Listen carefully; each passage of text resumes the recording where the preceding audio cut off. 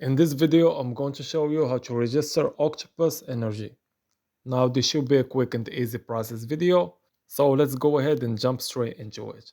The first thing you need to do is to download the app if you haven't already, and after that, just head into Profile in the Electroverse app, and then sign up using Google, Apple, or an email address that you have, as you can see here.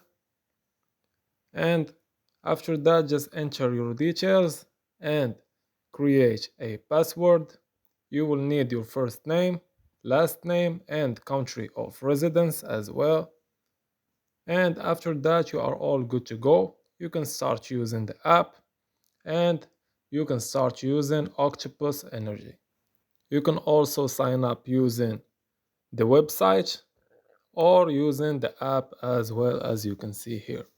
So this was an easy and quick process video. As always, thank you for watching.